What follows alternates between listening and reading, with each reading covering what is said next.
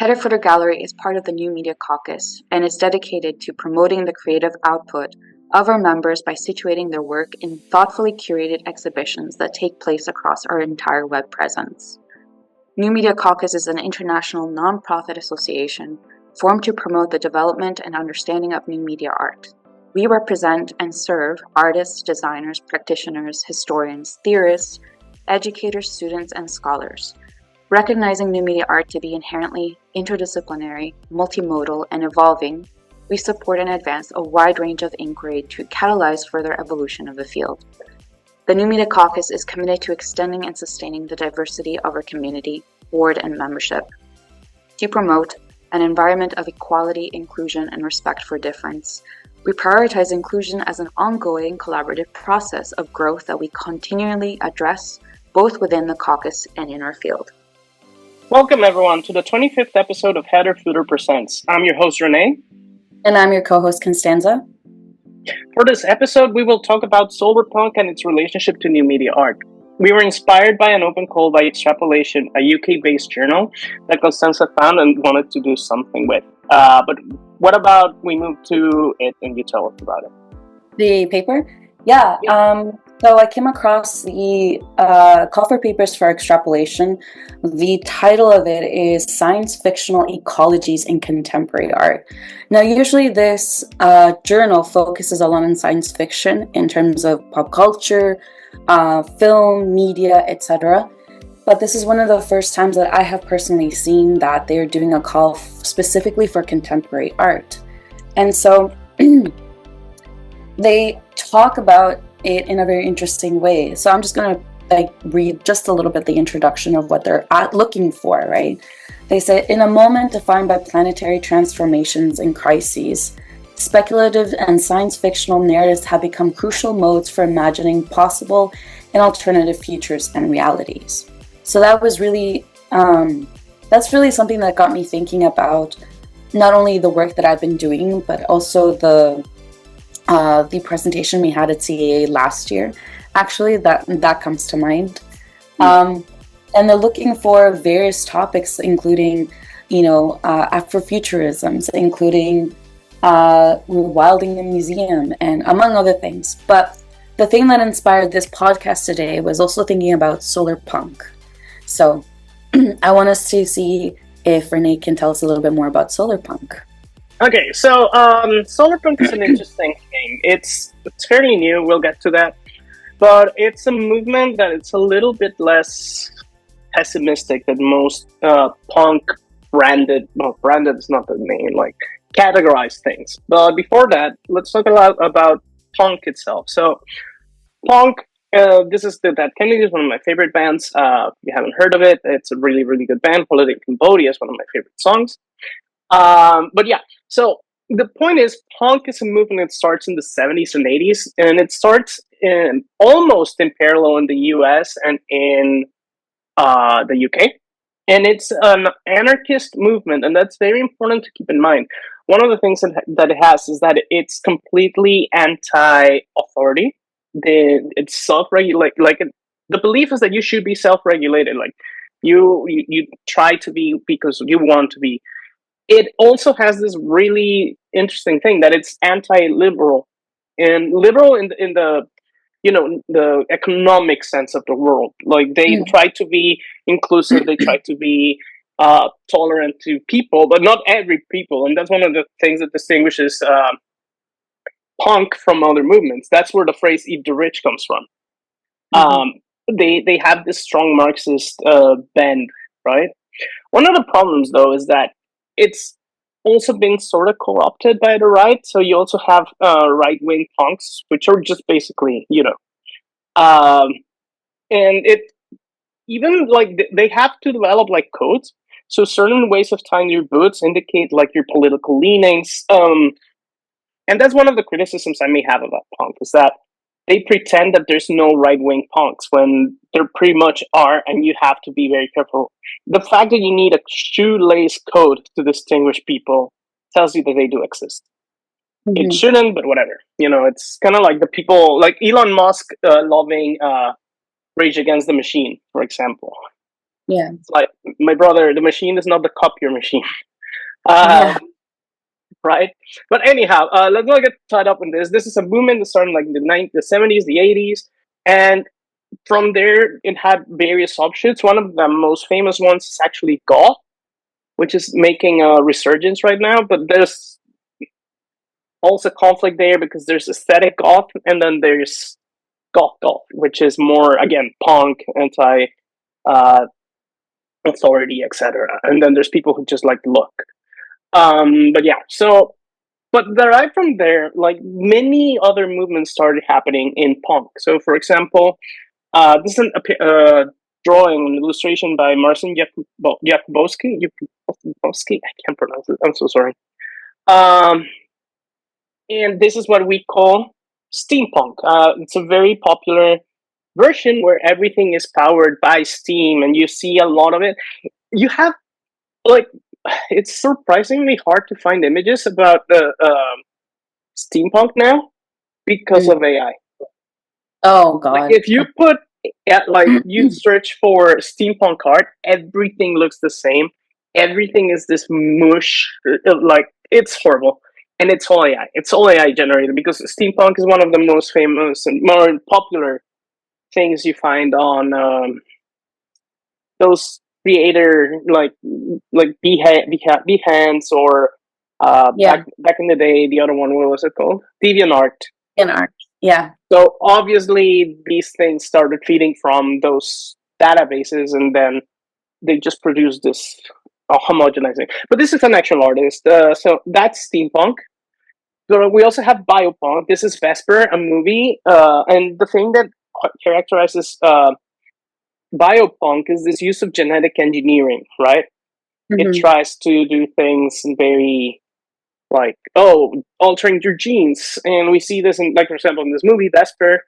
But it's also found in things like Bioshock, which is Yeah. a video game, right?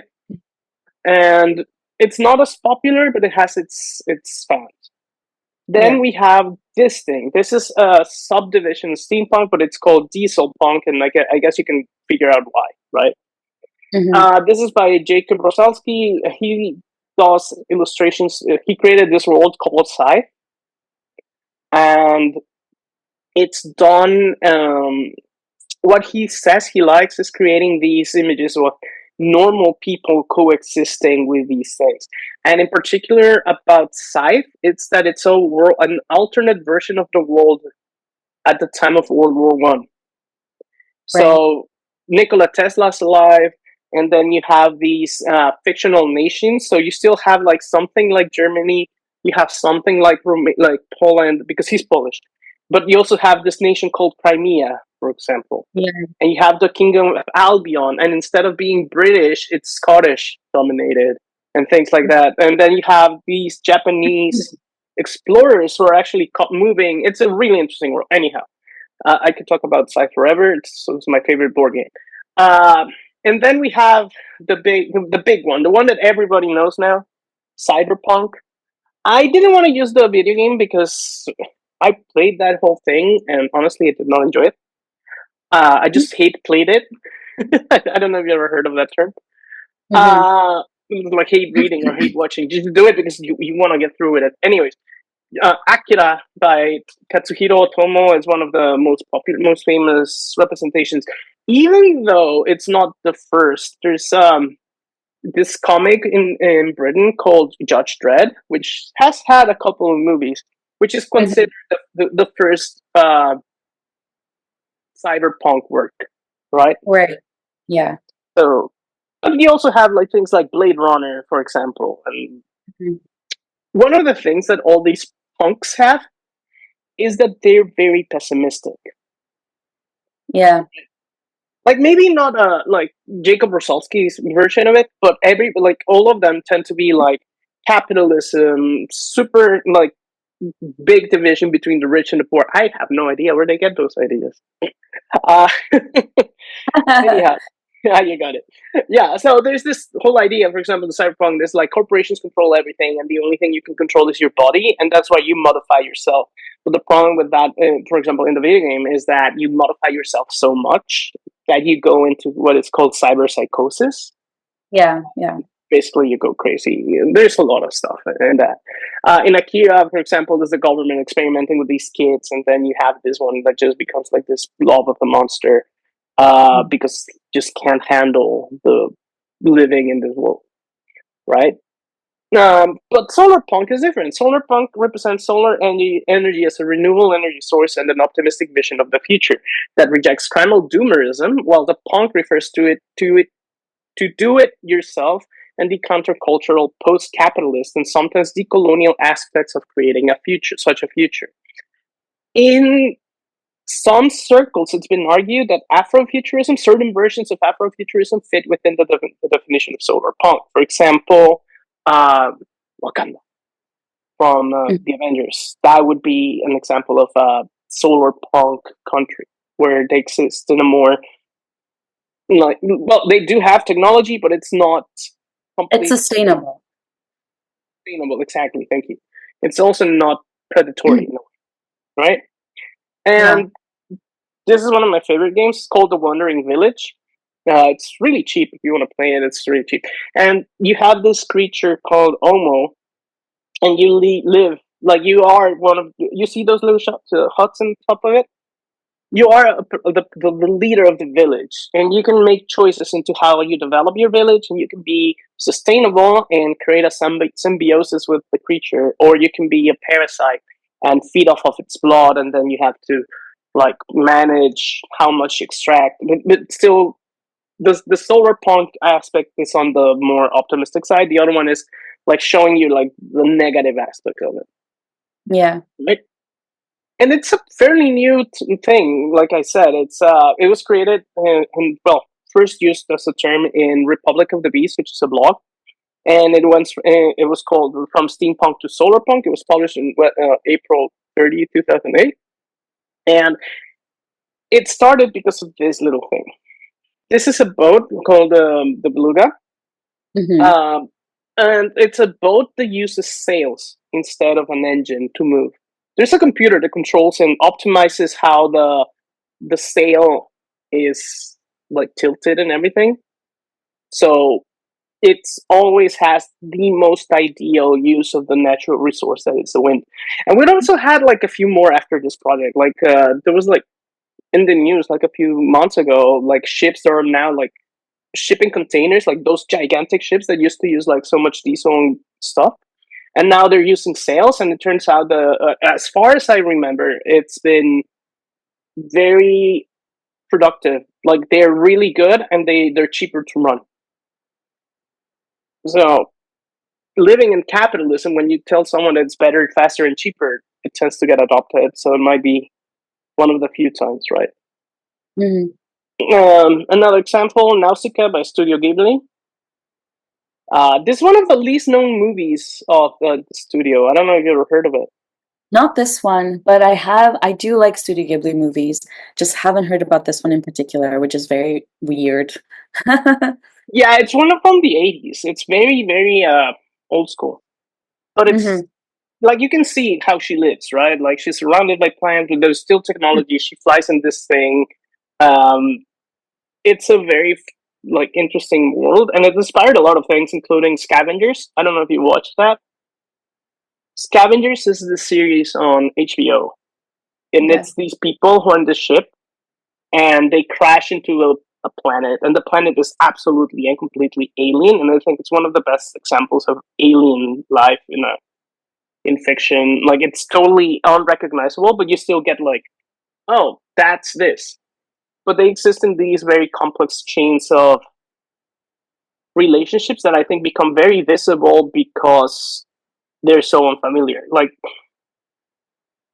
when you look at them, you can say, "Oh, this causes this, and this," which I think in our world, because we ignore it because we are so familiar with it, like we don't see it. So it's a really interesting piece. Then we have Horizon Zero Dawn, another video game.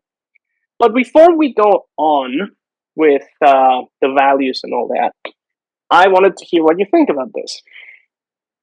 Yeah, I think one of the more important aspects of solar punk in particular is thinking through the the sustainable qualities of living symbiotically or living with plants and nature, right, in a way that is not destructive. There's a really good book by Nick Coldry and Ulises Ali Mejias, and they wrote together this book called The Cost of Connection.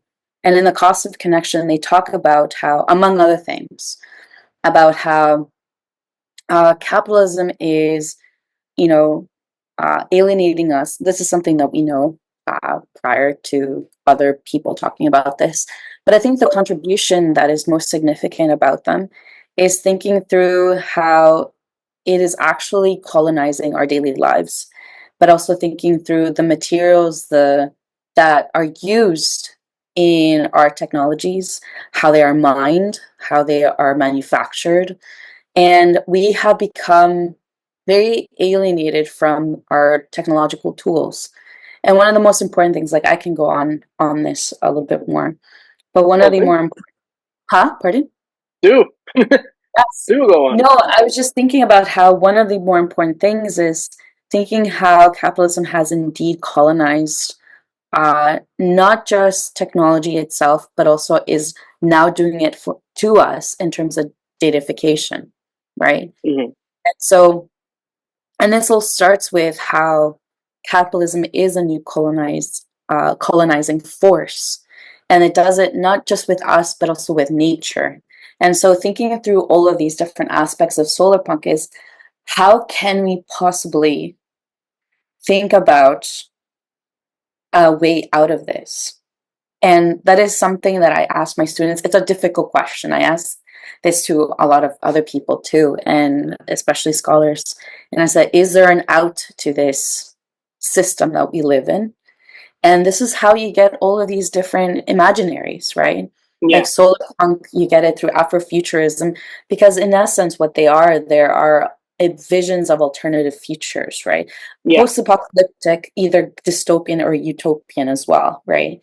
And they each have their good and bad, or maybe not good and bad, but they each have their pluses, but also things that they are not considering, for example, right? So that's just what I'm thinking about this so far in terms of video yeah. games. Well, yeah, no, absolutely, and I think you hit the nail on the head with this comment of what they're not seeing or what will it take to move to these systems. And I think this is my personal answer: is nobody's gonna like my answer, and it is that it can be done, but it's gonna be super painful, and I don't think even like most Western like left leaning people are willing to pay the price that this would require. Right. I Because think when you talk about the global south, sorry, go ahead. no, go ahead, go ahead. Just real quick, like when you think about like the global south, when you think about Mexico, when you think about uh, like impoverished regions in Brazil, impoverished regions in I don't know, in Senegal, in Congo, and all these places, a lot of the people are already living in similar systems. For example, in Mexico, we have the milpa, which is a very old native system of farming. And I think you saw an exhibition about that in New York. You were telling me about. Fernando Palma's exhibition on Yeah, an Act Now projects, and we talked about this in a different podcast episode too. yeah, we did. Right, I Yes. just remembered that we did. But yeah, like for example, that thing when we're thinking about that, that's in the temple at Solarpunk, and there's a lot of this in new media, right? But yeah, one of the things is we don't realize the cost that it's, or in my opinion, what it's gonna cost to No, do but it. you're absolutely true. Like my other concern, and it's a concern that is raised by many people, is the incentives are not in place in order to necessarily achieve a solar punk future, for example. Hmm.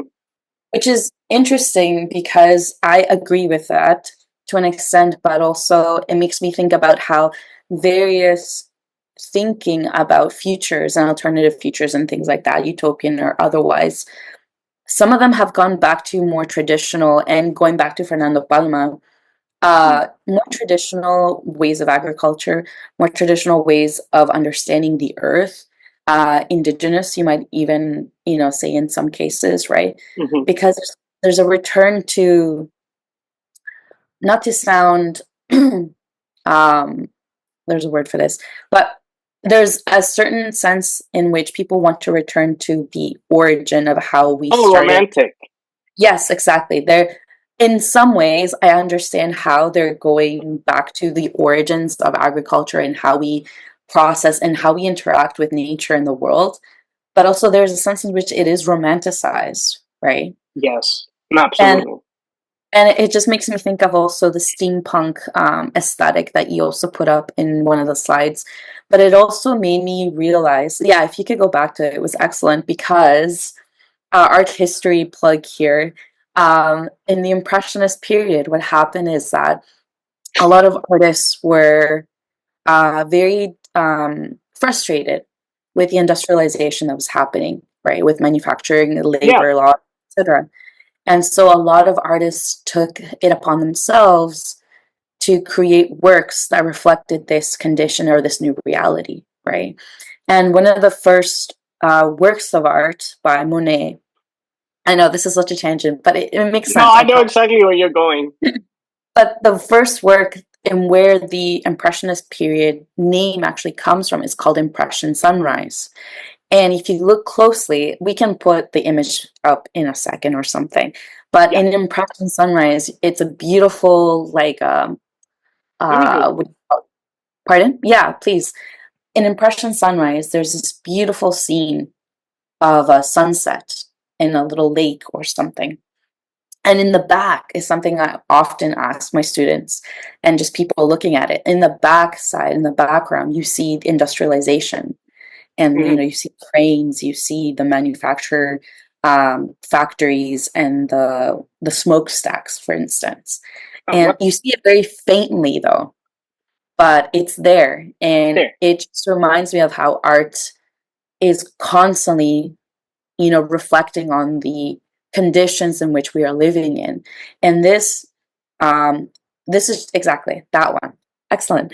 And that one is just it's an example of how we're also rethinking and trying to consider alternatives to our current system, because I think we are in a greater extent not just anxious about it, but also just tired of the system, you know, Yes. and not a lot of people know what to do about it. And so I think this is where there has been a call for things like Afrofuturism, for Indigenous futurism, etc. Yes, William Morris, excellent. Um, but yeah, I think this is where these things are coming from for sure. And art has always been a way in which to re-envision things, right? Yeah. No, and like example, like the DIY, like you could argue that William Morris had like his punk street, right? Like Exactly. he was talking about these designs, he made them freely available because the idea was that you would be able to get your piece of paper, draw the thing, color it in, and make your own wallpaper. You would learn how to make your own furniture. It was very romantic, but it has a risk. I think it bears mentioning because you can end up in some really weird spaces when we talk about going back, and we're seeing it, for example, in Tradwives. You can see it on Cottagecore. You can see Cottagecore, it in yeah. all these things that eventually, or even things like, which I always found really amusing, is how the whole new age thing moved from the left to the right. Mm-hmm. Because it used to be that the people who were into crystal healing and the veganism and all these things were people on the left, and now it's people on the right, and it's becoming a pipe to the alt right. But anyhow, one of the things that Solarpunk has is this idea that we're not going to let those things drag us down. The problem is, how do we push forward from that, right?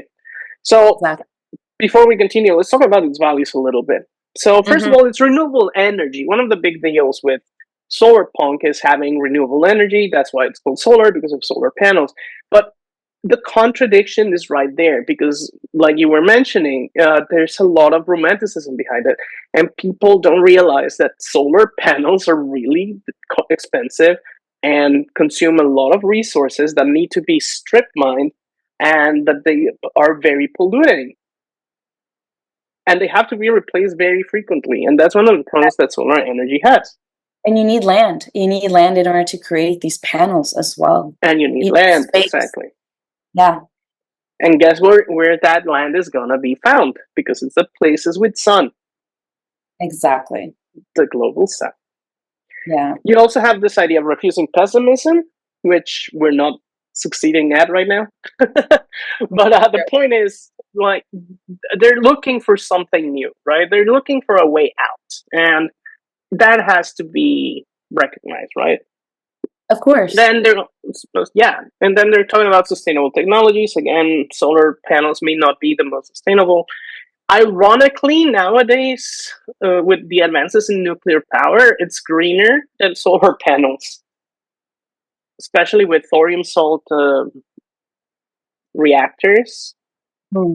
The amount of waste that nuclear generates is so small, and it can be recycled, that it's become more sustainable. The problem is that we had this rhetoric from Chernobyl and from Nine Mile Island in New Jersey when the nuclear reactor melted, that it scared the whole world. Whether you were in the east or the west side of the wall, these two things happened. They were done by improper handling. It wasn't even like the technology that was failing. It was just people doing stupid things because they weren't paying attention, or people saving money, which is what happened in Chernobyl. Um, it's this very complex thing, right? Like, and this is something that I actually teach my students when they talk about sustainability. I had a student who was designing a signage system for a botanical garden in Mexico. And they're like, "Oh, I'm gonna make it in wood, and we're gonna do it with like wood burning. What's it called? Um, Pyrography. Oh, So okay, you okay. burn the thing." And I'm like, "Sure. Have you considered in Mexico it rains like 6 months of the year in Hmm. the region where we are? What does that have to do with anything? Well, if it's wood, you have to treat it for water damage, and if you do it, that's polluting.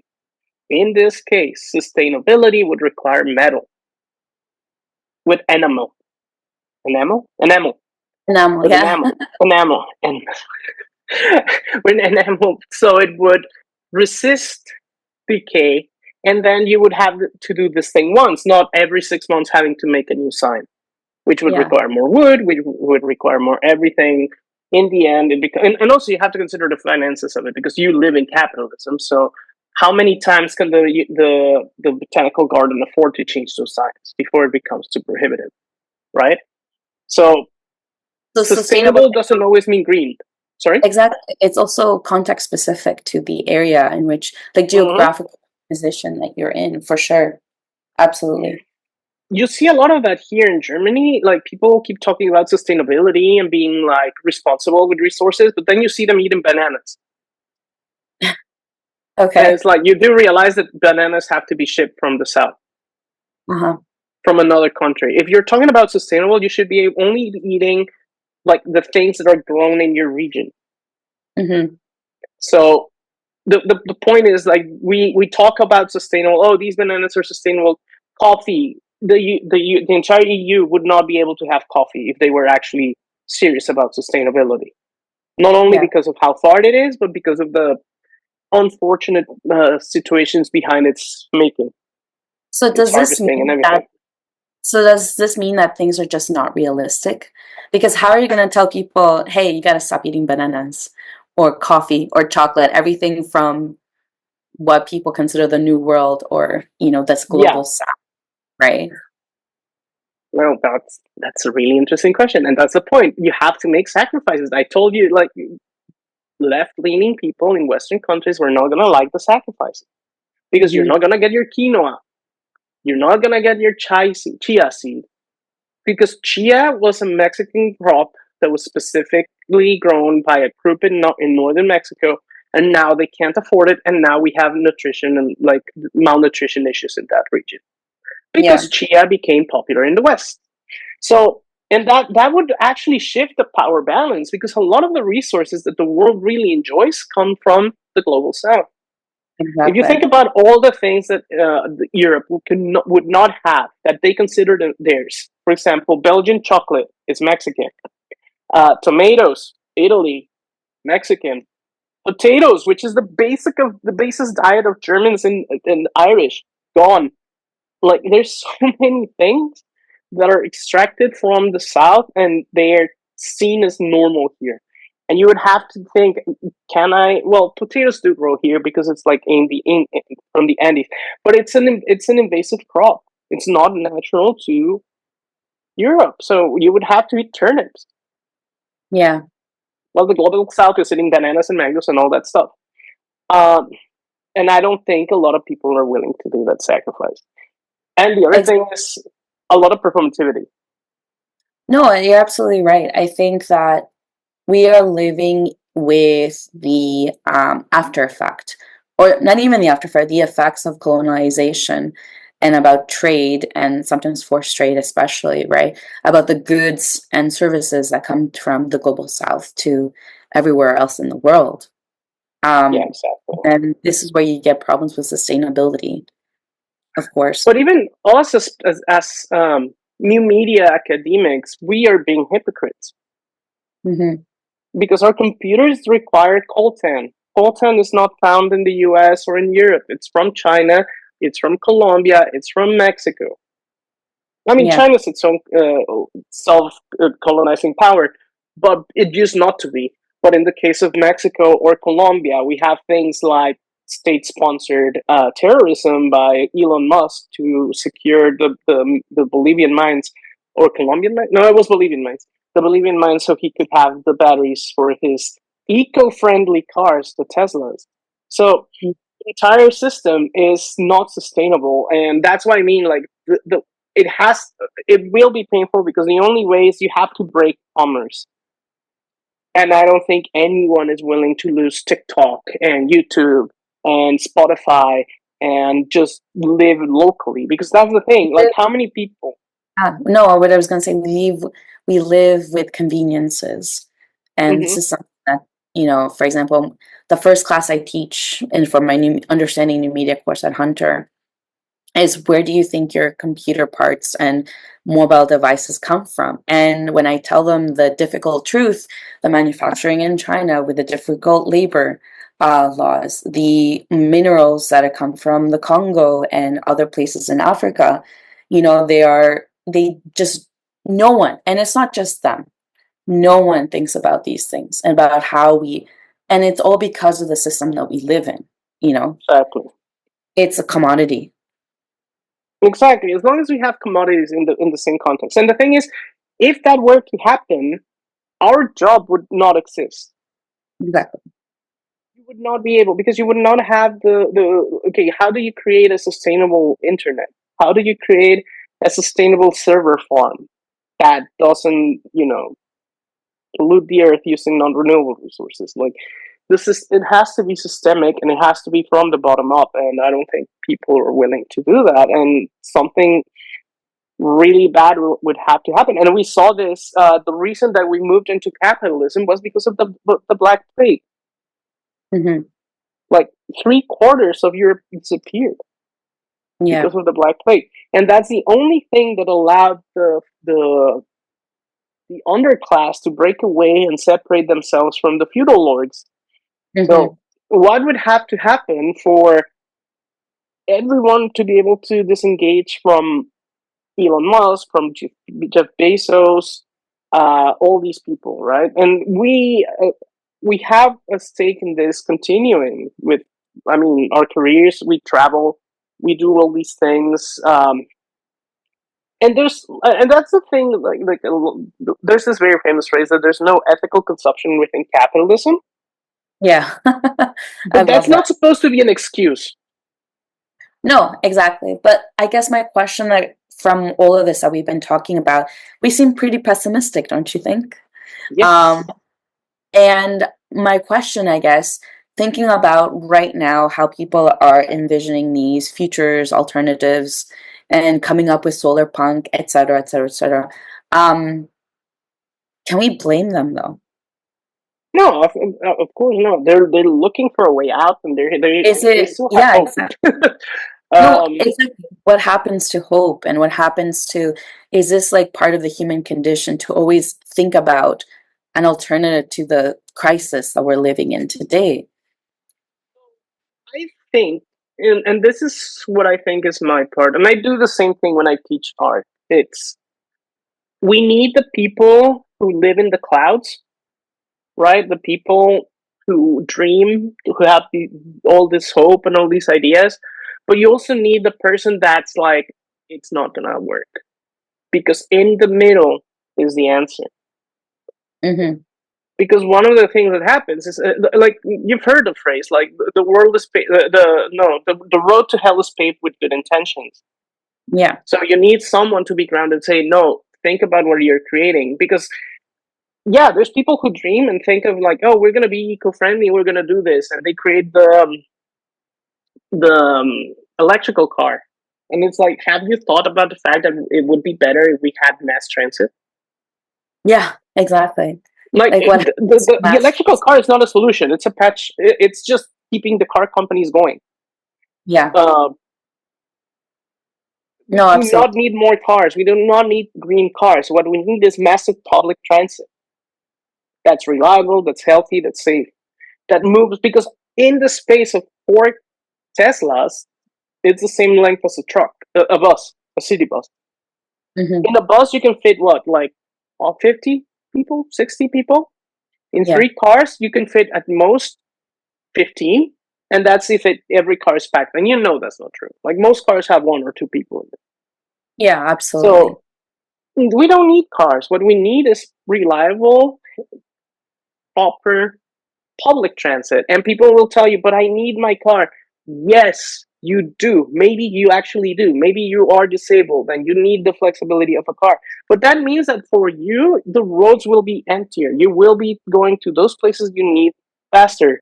But for everyone else that doesn't need a car, just to go and park it for 8 hours in an office, it's going to be better. So we do need both things. We need people, because look what happened with NFTs and crypto. Crypto was born of this idea of giving, like banking the unbanked, right? Of giving back to creators, and they refused to listen to the people who were saying no. And Mm-hmm. now what do we have? FTX, Sam Bankman-Fried, PewDiePie, Logan Paul, all these scammers selling like NFTs and then running with the money, right? Yeah. You have NFTs that don't give back to the creators. People minting NFTs of works they don't own, and that's because the hopeful people did not listen to the pessimists. So we need both. I think that's my job. I'm Yeah. really good at coming up with the bad part of it, but not because I want to exploit it, but because I want to stop it. Right. But well, we were missing one of the things, and the other one is do-it-yourself ethos, which is very punk. Um, Pro tip: if you're buying your stuff from Hot Topic, you're not punk. Oh. You have to go to a charity shop and buy things from there, and then you fix them and you make them how you want. If you go and buy a Ramones T-shirt, you're not punk. Mm-hmm. Collection of like famous punk musicians, right? Like they're selling you T-shirts, they're selling you the centrist things. Um, but at the same time, it's like the whole point of punk was you do it yourself. You don't need someone to tell you. But I want to see you wear a homemade Ramones T-shirt and not get stopped by security in the concert and being told that you're like breaking some form of copyright, Yeah. right? So it's complicated. But I also wanted to mention like works, like things that already exist in literature. So, for example, for things that were before, like predecessors to Solarpunk, we can have like Ursula Le Guin with The Dispossessed and Always Coming Home. Then we have Ernest Callenbach with Ecotopia, Kim Stanley Robinson with Pacific Edge, and Starhawk, which is the Fifth Sacred Thing. And you can see like this is going back to actual punk to 1974. Yeah. right? But in more like contemporary things, so we have solar. Most of these are anthologies. So it's Solarpunk, logical and fantastic stories in a sustainable world. Wings of Renewal with Solarpunk Dragons anthology. That sounds super fun. Sunvolt, stories of solarpunk and eco speculation. Glass and Gardens. And then this one is an author called Becky Chambers, and she has 2 books: A Psalm for the Wild Built and A Prayer for the Crown Shy.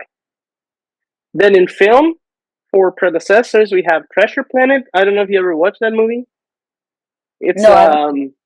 it's basically it's that book Robinson. No, what was it? Treasure Island uh, story, but it's turned into this solar punk thing where like they live in space, but they use sails and things. And Wally, which is or Wally, I don't know, the little guy trying to fix the planet and finds the plant and all that, right? And Strange World, which I have not watched. And then actual solar punk things, Avatar, not the best movie. It's basically Dances with Wolves Yeah. with blue people. And Beasts of the Southern Wild, I recommend that better. And then we have real life examples because this is actually being done. It's not something that's just remained in fiction, right? So, for example, the Singapore Botanic Gardens have these places with green roofs and all that. Oh yeah, it's a huge in architecture, especially sustainable architecture is one of those things that has become super big for solar punk Exactly. aesthetics. Yeah, and So, thinking too. Bosco Verticale, for example. But and we've talked about this, the risks, and one of the promises that it lends itself to greenwashing. If I could tell you how many green walls are actually made with artificial plants, or plants that will not survive in a wall, I would be a billionaire by now. Yeah. Like it's used in this very vacuous way, right? Like saying, "Oh," and you see this in everything, like even arts organizations. Like for every ticket you buy, a tree will be planted. Okay, sure. Where? Is it going to be a monoculture, like a monoculture? Is it just going to be one type of tree, or are you actually going to try and build an ecosystem where things can live? All these efforts that you constantly see of like planting trees, but then it's like no follow up. But it also leads to gentrification because who can afford this? Certainly not me, Yeah, exactly. right? No, yeah. Yeah, you're You absolutely know, right. there was this idea of this bridge in London that was going to have a forest on top of it. Also, like that would have raised the value of the land around it, and that would have resulted in more gentrification. People not being already unable to pay rents in London would be completely driven out of the city, right? Like you have all these things. So we have to be careful with how we approach. But we've seen things. Remember that exhibition in Connecticut College that I did? We had a lot of solar punk ideas Hammerman, yeah. there. The Hammerman. Hammerman, yeah. So Fun fact. let me pull it up. Okay, here we go. Let me share again. How do I change the share? Okay, I see, I see. Here it is. So this one had a lot of that. It was very interested seeing how many of these works were about the ecology in some way or another. So, for example, we had where is this stream of data? No, S to us. I think it's one of them by Hoffman. Yeah. So Hoffman was doing this work, which is a video art. Like it's kind of complicated to see, but it's about ecosystems as a metaphor for synthesis. Um, it was a really interesting work in terms of how it worked with ecology and what was happening in terms of the biosystems, especially during the pandemic, right? Then we also had where is this Made Ground, which was a study of these islands that happened in. They were Mm. dredging channels for things for like making entry into like for boats, and the residue would turn and became islands, and those islands started to become biomes.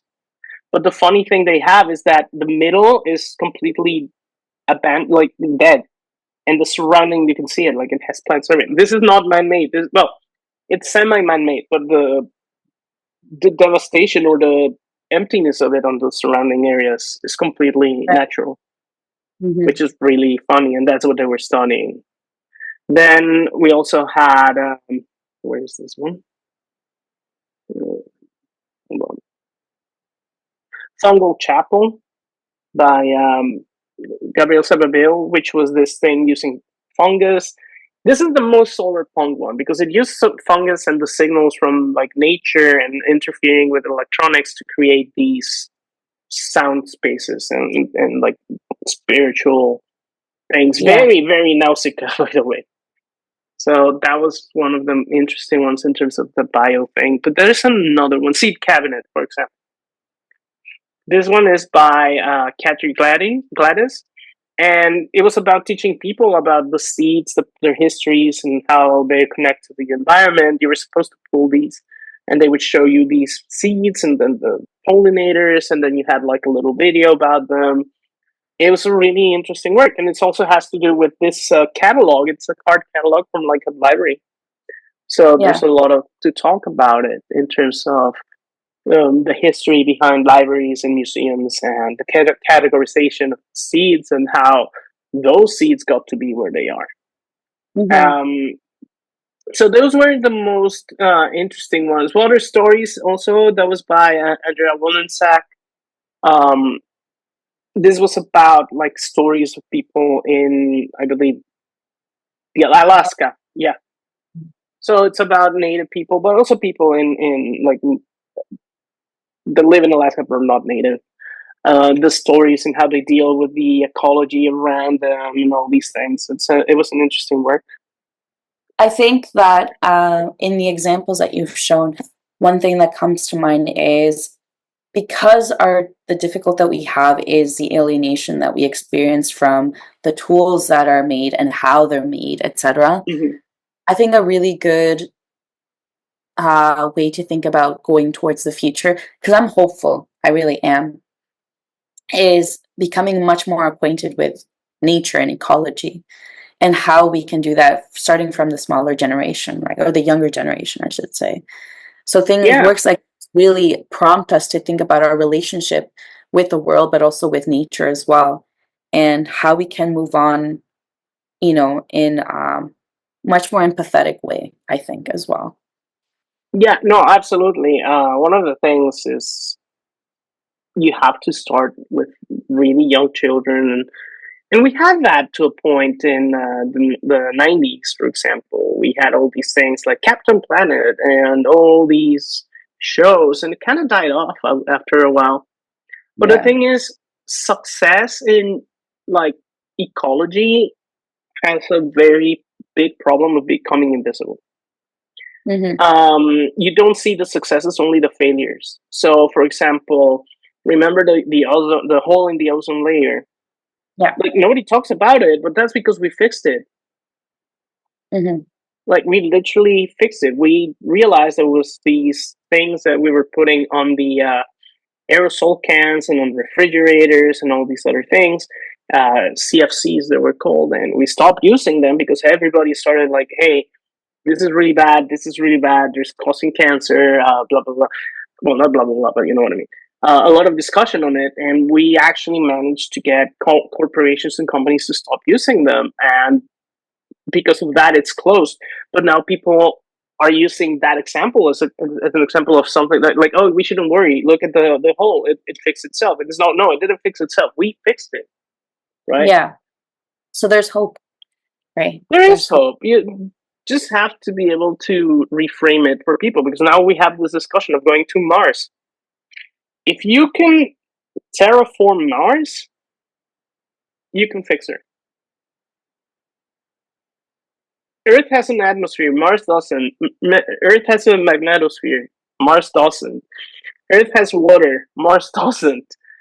You know what I mean? Like, all the things that you would need to fix Mars, you could do on Earth to fix Earth. No, I know, and it's just another form of colonizing for myself. Oh, of course. And so it's one of those things where I ask myself, why can't we do that on Earth? Have we completely abandoned it? Have we completely thought Pardon? Is because it's not sexy. It's not. Yeah, no, you're absolutely right. But also, I think that in many ways we have abandoned it, and the first course of action is always like, well, what else can we do? What is our escape plan? Yeah, What exactly. else can we go and colonize? And it's really disappointing. Yeah.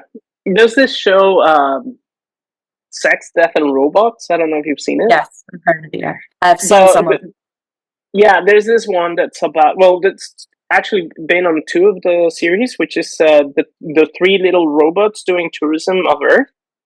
it. And they're talking about how humans were eradicated by AIs that didn't want to be treated like servants.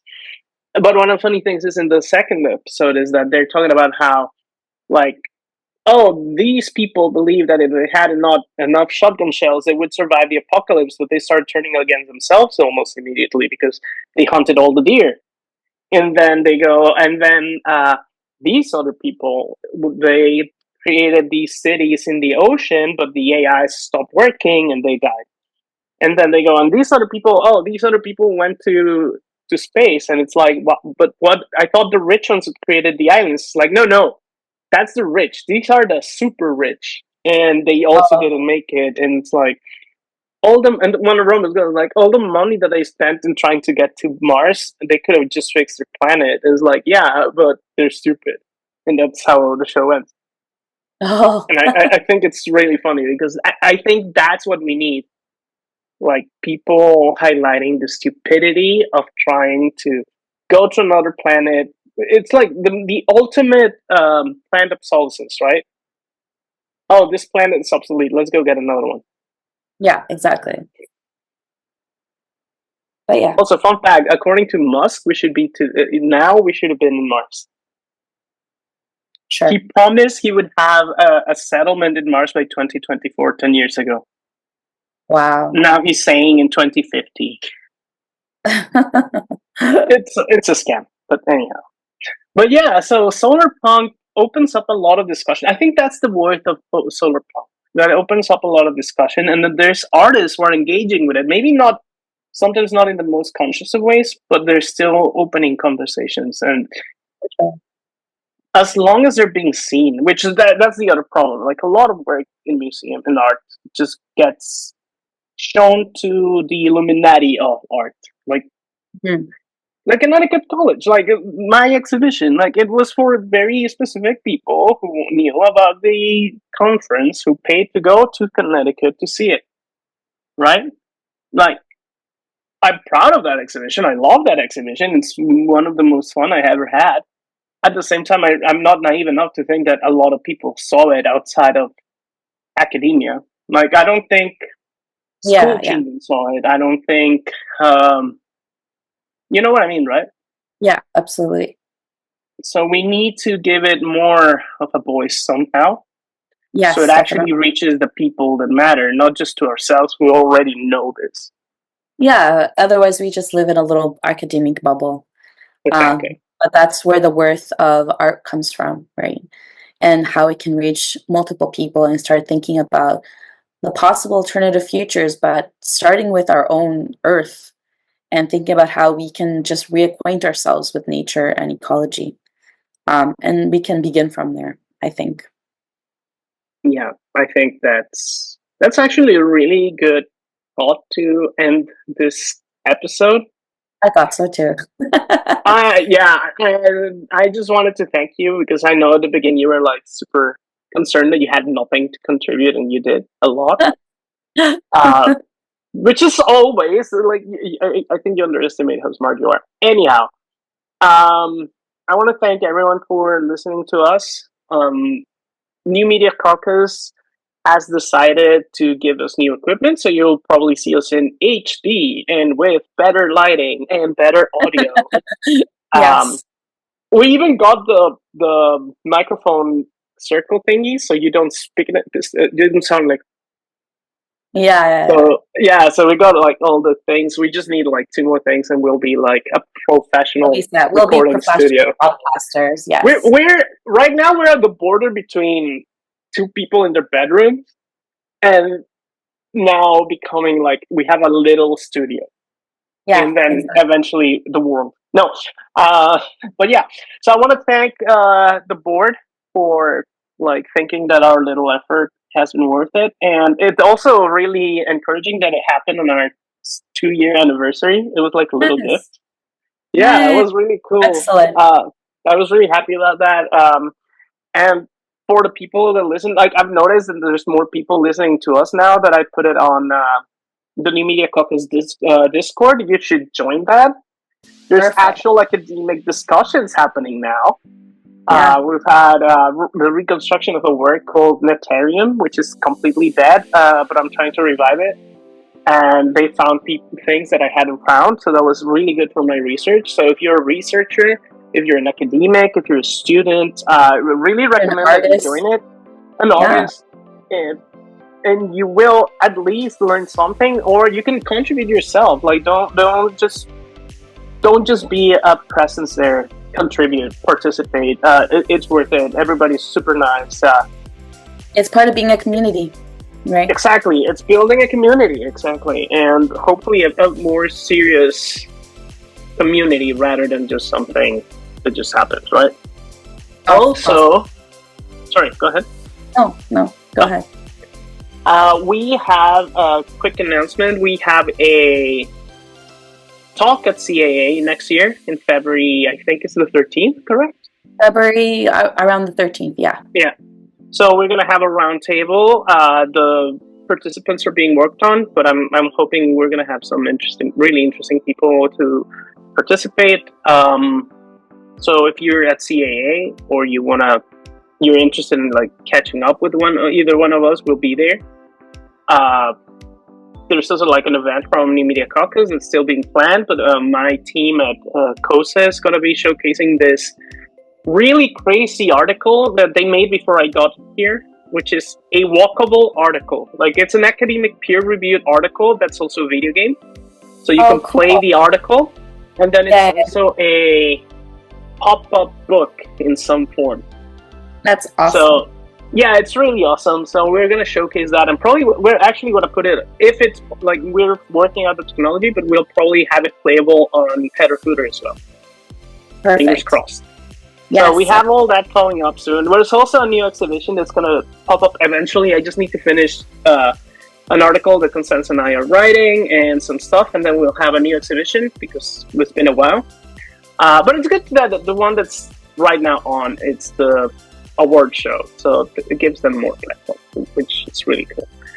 And that one's going to be a crazy little exhibition that's more about who I am as a curator. You'll see so it's not exclusively art, it's also comic books and video games and movies, but it's also art. There's things that I don't want to spoil, but you'll get a better idea of how this happens as an academic.